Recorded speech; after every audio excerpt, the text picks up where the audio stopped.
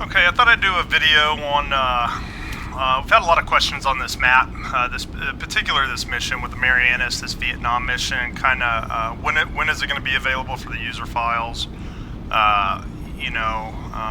are y'all going to have access to it? And I just thought I'd do a video kind of on the direction we're going, what we're trying to achieve and what got us here. So, and a little bit about myself. I don't want to spend this whole video talking about me, just brief synopsis. Former Navy guy. I grew up since I was 16. My old man worked for Aerospatiale Helicopter, which went to is now Airbus Helicopters. Went from Aerospatiale to American Eurocopter to Airbus Helicopters. When I was 16, I was fortunate enough back then, before 9/11, and you could actually get out and do stuff with your old man on an assembly line or flight line. He managed to get me on working out there as a kid when I was 16 for a work program. So it is really cool. You know, so in my last 2 years of high school, I was working on A-Stars, Twin Stars, Puma, Super Puma, Dolphins, Gazelles, Llamas, like everything, pretty much the whole Airbus, Aerospatiale inventory at that time. I'm 43. Prior to getting into aviation here in Texas, I was fortunate enough to grow up around several naval bases. So we had Carswell Air Force Base out in Fort Worth, which is now the Naval Joint Reserve Base. And then we had, when I was younger, Naval Air Station Dallas. And back then, we had F-4s, F-14s flying out of there, some A-7 Corsairs. And at the time, I had a very close friend. When I was in grade school, his dad was a lieutenant commander out there. And had the very fortunate opportunity of growing up and playing ball with the guys out there, the F-14 and F-4 pilots, and it was super cool because we'd go out there and literally sit behind the fence on the flight deck and get to watch these guys fly all the time. And then, as I got older, and the naval base went out in Dallas, we kind of migrated over to the Joint Reserve Base, and I grew up around everything over there. I mean, F-16s, F-18s, F-4s, I mean, you name it, whatever's been out there, I've been around since I was a kid. Spent some time in the military, got out, also ran a business with my father in the aviation repair industry. I'm currently working for the government in the aviation industry. So just a brief synopsis about myself. Military aviation is just running the blood. I really wish I would have flown and gone down that path, but life just turned me in a different direction. So enough about me. What we're trying to achieve here, what really got us going on the Vietnam mission, I got to give props to Toby and 8-Ball. Prior to the Cayuse coming out, me and the boys were kind of flying on the Marianas. We kind of had a half-assed Vietnam thing going on, where we would fly some Hueys. We threw a few groups out, like just a small handful down toward the southern end of Guam here. And we really didn't have a whole lot of reason to be down low.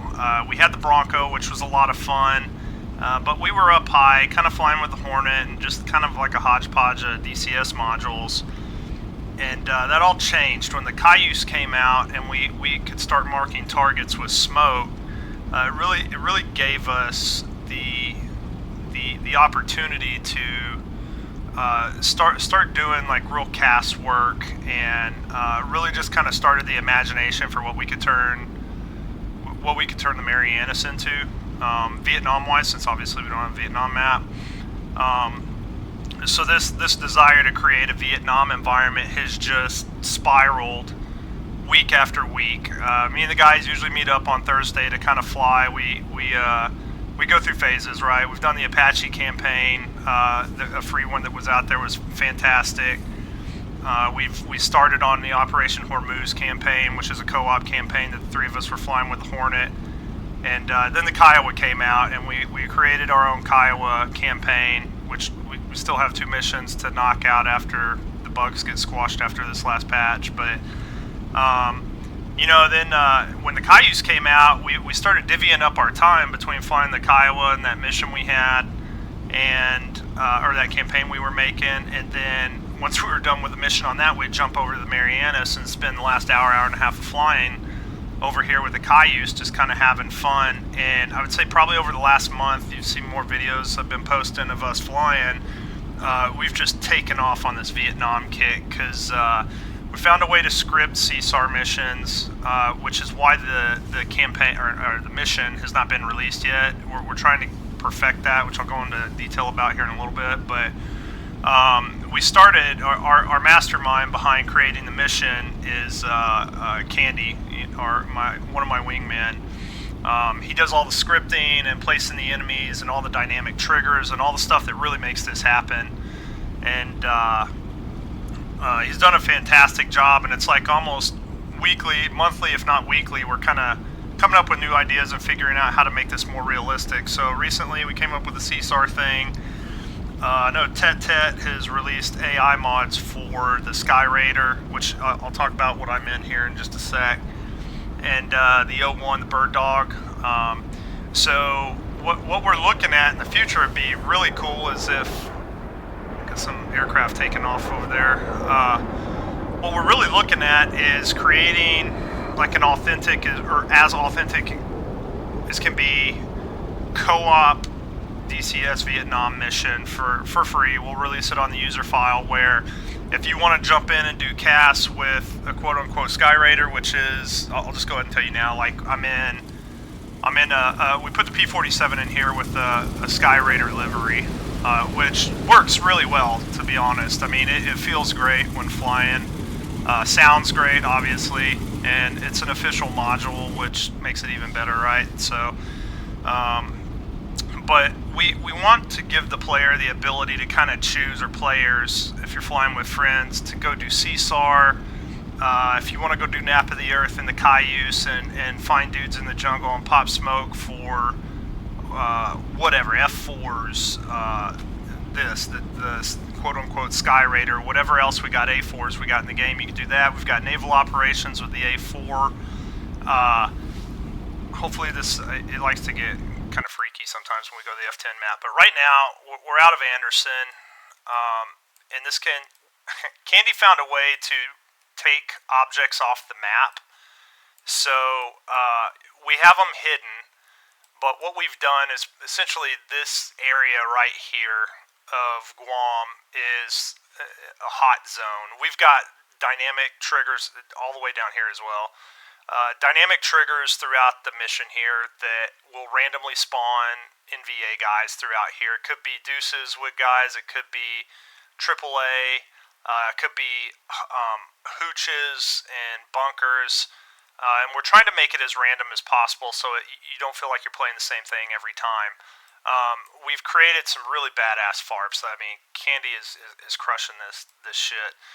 So originally our original FARP was right here, and when Toby and 8-Ball released their stuff, we put in some pontoons, put in a reloading FARP here. You don't take off from there, but you can land and reload. Candy put a really good one up here on the hill, and we really wanted that Vietnam feel, right, with the rice paddies. So our most recent one we put down here in the southeast, with everything right here, and with these rice paddies, we were like, man, it just makes it feel so much more like Vietnam when we started dropping hooches in there. If anybody from ED's watching, Ian did a really good video, the guy who flies the A4 and does a lot of the old school stuff recently, and talking about revenue. I won't get off in the weeds on that, but I think something that DCS is lacking that might be really good revenue stream-wise for the company, especially a third-party developer. If a third-party developer could pick this up, making asset packs, right? Like, to me, I'm not a programmer, I'm not a designer, but you're not literally playing with the asset packs. But man, if you made like asset packs with some civilians, with like some NBA guys, and I'm just using Vietnam as an example, some U.S. infantry. To me, those don't seem like those are hard ass for a third-party developer or somebody to come out with that would really flesh out experiences like what we're trying to do here, right? Like, I'm not asking ED to pump out a Vietnam map or another Vietnam module right now, but something to allow us to flesh out what we're working on would be really cool. If there's any third-party developers out there, like Toby and 8-Ball, are really allowing this. I'm bragging about these guys a lot, but they're really allowing our Vietnam era dreams to come true right now. My hat's off to the guy who made the OV10 mod. Same for him, right? Like, these talented mod developers are allowing us to create this Vietnam experience until we start seeing more third-party stuff come out, especially asset pack-wise. But enough about that. I'm going to get off in the weeds. So, FARB down here, we're trying to place some civilian stuff down here to make it feel more authentic. We got an airfield over here. I have not started working on it yet. I'm trying to help Candy out with making these airfields feel more like South Vietnam, North Vietnam. We've got a few Broncos, I think, Hueys and Cobra. I keep saying Cobra. Violent Nomad has me turned on with his Cobra. Hueys, Cayuse, and OH6. God damn it. Kiowas down here with, I think, some Chinooks. I'll be working on beefing up this airfield, and what I'll demonstrate here in a minute when I taxi out. I'm really trying to work on Andersen, getting it fixed up. Got a couple B-52s getting ready to leave. And making sure that, you at least get that authentic feel when you're taxiing and taking off from Andersen. Making sure it looks like a Vietnam-era field, even though obviously it's not. What we have to balance here is how many, you can kind of see how many units are down, right? Everything I've put in here to make it look like, I started helping Candy with this, like developing. I went and pulled a bunch of old photos from Vietnam airfields, and I'm trying to make it look as authentic as possible while keeping it PC friendly. So, here we've put down some static F5s, so the bunkers around here that we'll be taxiing by, it makes it feel like you're really taxiing out of an old Vietnam airfield. In fact, if we, hopefully this doesn't, so you can see the bunkers over there, like B-52 taking off. I'm parked over there. We've got some bunkers over here for the F5s, the Hueys. Shit's loud. F4's over there. Never gets old, right? But kudos on Edie for doing a fantastic job with the B-52. These guys are taking off. Let's just do this. It's loud. Those guys are taking off to go north to simulate some bombing runs, but this is a work in progress. What we don't want to do is release this and have users, I mean, obviously it's going to be free, but we don't want users downloading this and going, oh my god, man, y'all got too much shit on the map, it's killing my system, it's janky. I mean, right now, I'm running this online, and I haven't had any stuttering, any jitters or anything. Like, performance-wise, is running pretty good. I'm going to zoom out here because something we're working on, which we haven't finished yet. We've got the carrier over here with the A4s, but we're working on Tinian and Saipan right now, and what we've done is Tinian is going to be all red. Like, this is going to be a hot zone. We've got 2 SAM sites out here. We've got a small island. We didn't hide these. These need to be hidden. We've got a contingency of MVA and HQ, like some really cool hidden stuff. I don't want to give it all away, but this island's hot as well. And then what we're doing with Saipan, I probably won't record it today. I'm going to do a familiarization flight of the island again because it's been a while since we've been up here. But I'm going to beef up Saipan International to look like a Vietnam-era field. We're going to have some OV-10s up here. Again, the OH6, the Huey. And you can bet your ass the Cobra is coming to this map when Violent Nomad releases it. You're going to see a lot of videos on that. But yeah, we plan on populating probably at least halfway up the island. There's a lot of good stuff up here to start making combat scenarios, more CSAR stuff. And then this is going to be a hot zone. So what Tinian will wind up being, for those of you who like flying fixed wing, we got A4s up here and F4Es down here that can fly seed. And Tinian is the threat range. The reason we're not putting them at Saipan is because you're in the hot zone as soon as you get off the airfield. So this really kind of gives you the opportunity, if you want to go in, nap of the earth, low level, and get across to Tinian over here and get within the no-shoot zone for the SAMs. You can come in and try to wipe out this airfield with helos or OV-10s if you want to keep low and fast. But we haven't tried that yet. You may get the shit kicked out of you. I don't know. We haven't. This has not been tested yet. We just started working on this week. So But the idea is to create the opportunity to fly seed, to practice with the A4, the F4. Again, sporadic stuff will pop up all over the place, so you're not going to have an easy path just cruising on in and taking this out. We've talked about maybe putting some air-to-air assets in here that only trigger on maybe F4s and A4s, so if you want to come in with buddies and take out the SAM sites, when you get within a certain distance, which we haven't ironed out yet, maybe we'll trigger some MiG-15s or MiG-21s.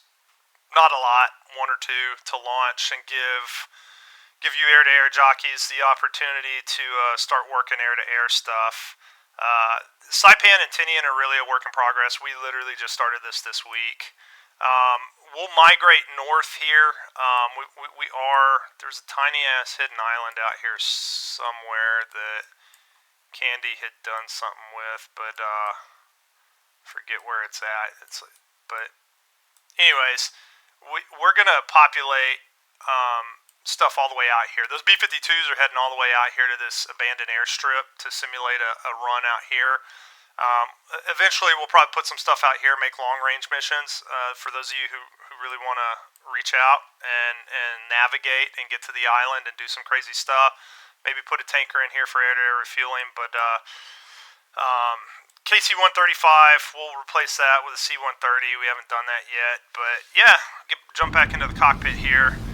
And what I'm doing, like I said with Andersen, I took some old photos from Vietnam and really tried my best to take what assets are in-game right now and start making these barricades, which honestly are fairly close, relatively close to what they have or what I've seen in Vietnam missions. Jesus Christ, Vietnam photos. And we'll start I'll put some guard towers down there, some stuff from the Vietnam asset pack. Like this again is a work in progress, so I'll stop flapping my jaws here. We'll start taxiing out.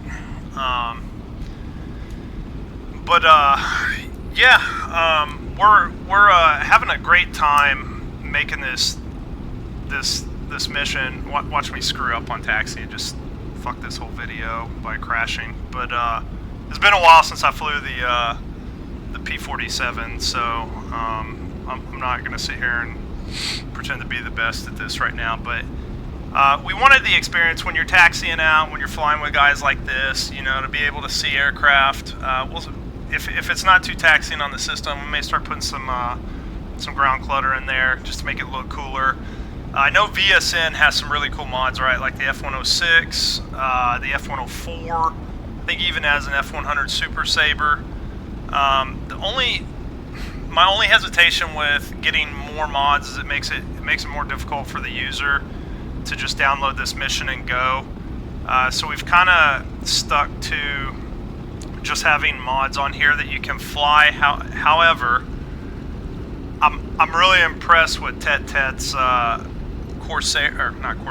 Sky Raider mod, and I think what we'll eventually wind up doing, I've already got it downloaded, but I just haven't had time to mess with it, is incorporate his Sky Raider mod on the carrier, and we'll probably put some out here for the Air Force, or I can't remember if it's Army or Air Force, but I think Air Force, but we'll put some out here at Andersen. And the goal is we're trying, and if there's any gurus out there that know how to script, we're really trying to work on scripting, the ability to script as we're flying a Cayuse for DCS to pick up where we're at location-wise at that time and point. So like if I'm flying over a hooch, we want to be able to utilize the F10 map to say attack on my location. And if we can manage to script that, what it'll do is it'll open the door for even more flexibility when calling in air support and utilizing AI units. So the goal is, if we can manage to pull this off while we're flying scout and radio in, there's a livery we had on the C-130. We meant to change it on these to more Southeast Asia look.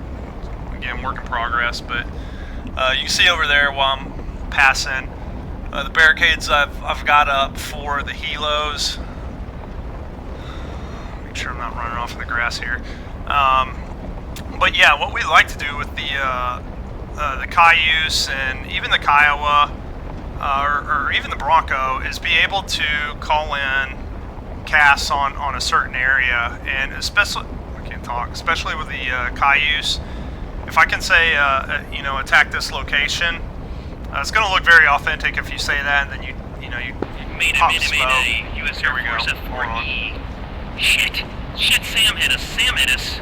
Southwest Island course 035, Angels 10. Thick jungle cover beneath us. Oh, losing control. 2 punching out, Sem CSAR. So that's one of our new CSAR missions. It's not on Tinian because he said Sam, or I'm assuming. This is one of the new ones. It's probably up there. I mean, it's not on Guam. It's probably on Tinian. But yeah, we have these CSAR missions trigger a certain amount of time into the mission. So I believe I'll have to let Candy kind of comment on this, but I believe they're random on not the time but where they spawn, and they don't go away. Right, so that dude's in the jungle and he's waiting for somebody to come pick him up. We can fly for the next 30 minutes and he'll still be there if you decide to work your way north and fly out of Saipan, which is pretty cool. But anyways, yeah, like our ultimate goal is to find a script to where we can wind up calling in air support and utilizing some of these AI units, right? Like Tetet's Sky Raider, and maybe even find a way to use the OV-10, not the OV-10, the O-1, the Bird Dog, as like a scout plane to find stuff. I've kind of thrown that idea around. I can't do two things at once, so let's make sure I'm not going to wreck this thing out here. So yeah, the current state of the mission is it's in a good working state right now. Like we'll fly south and you'll see shit start shooting at me.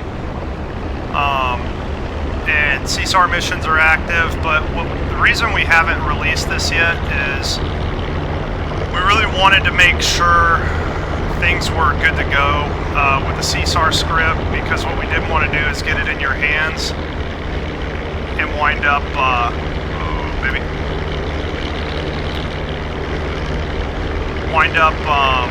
having a bunch of CSAR pilots bailing out on you and making a bunch of noise while you're flying and just being annoying. So we've really been trying to iron that out over the past week or so. Get this canopy close so it's a little quieter here.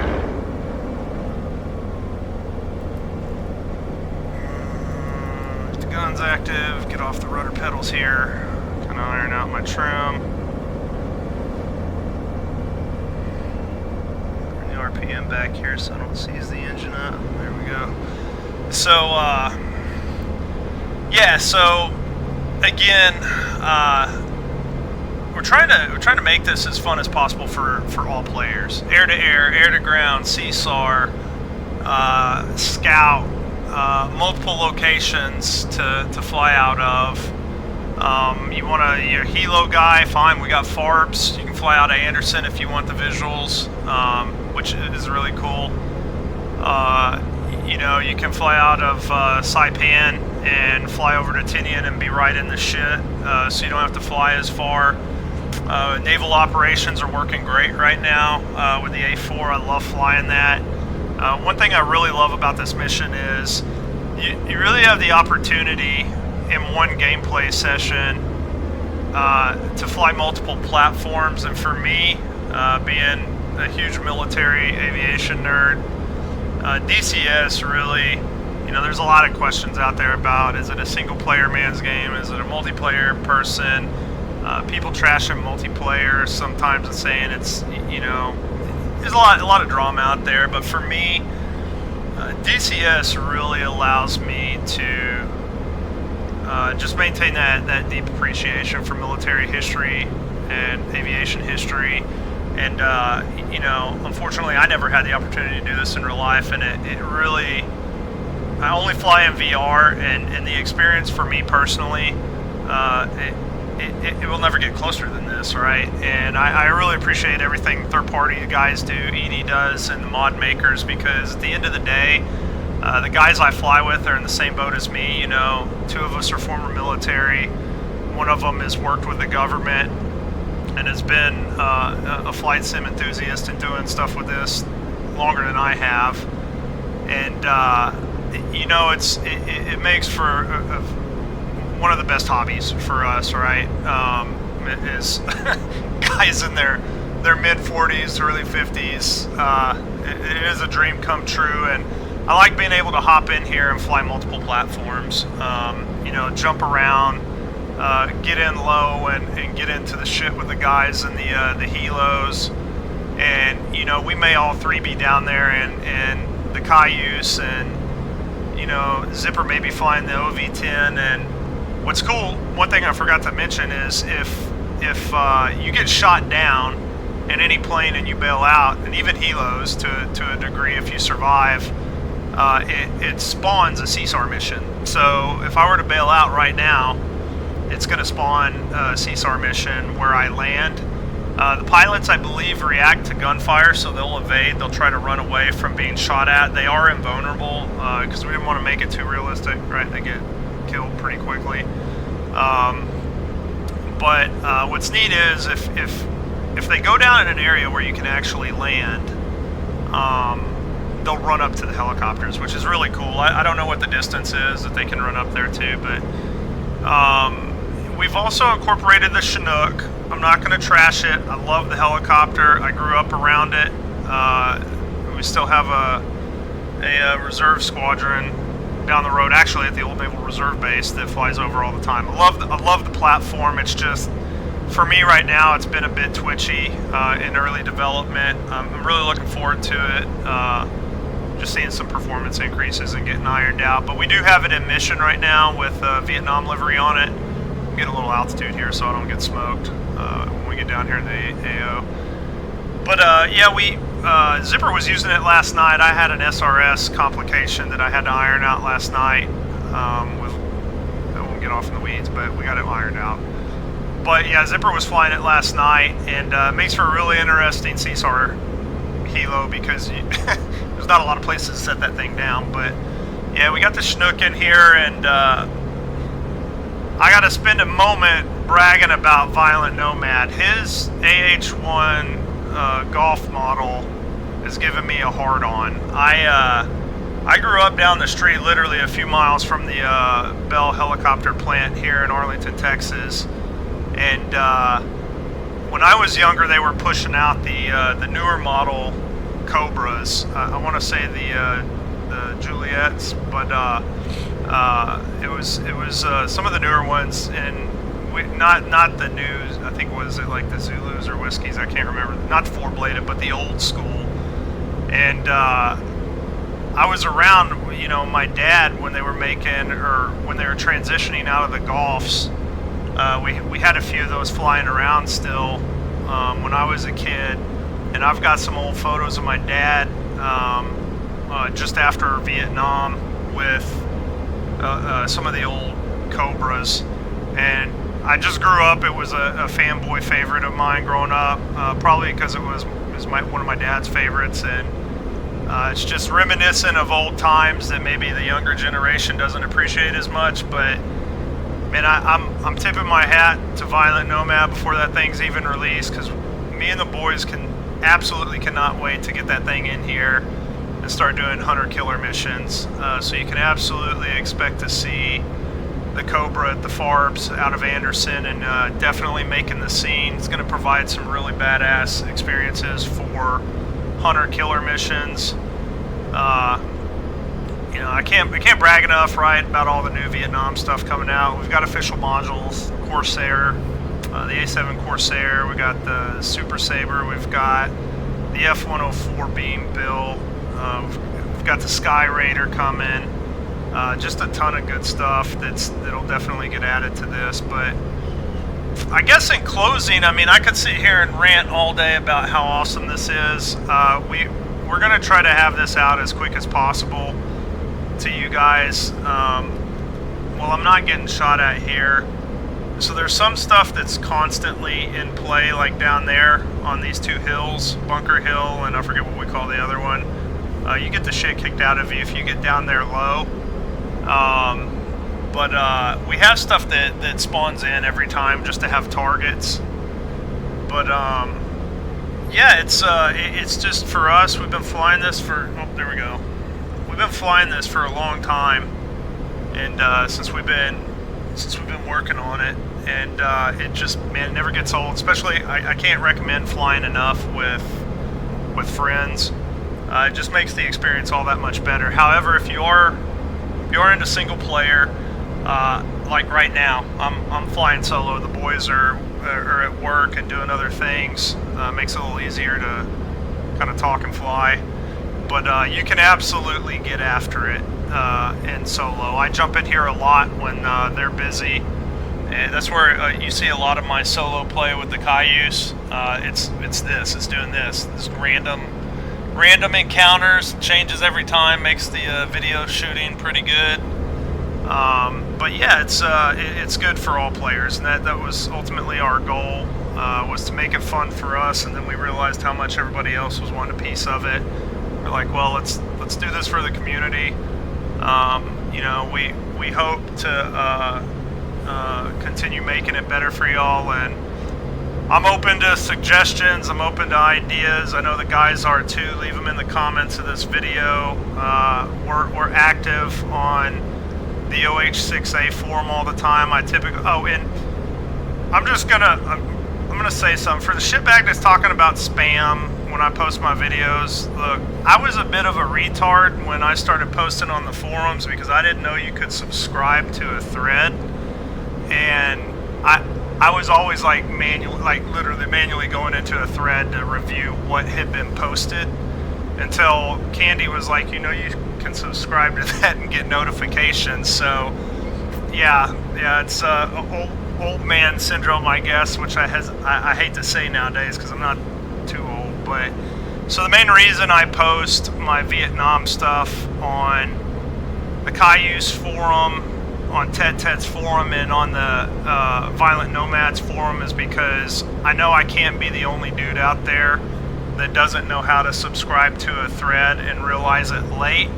And I just want to make sure this content is out there for anybody who's really searching for a Vietnam experience, because I think we're pulling it off fairly well.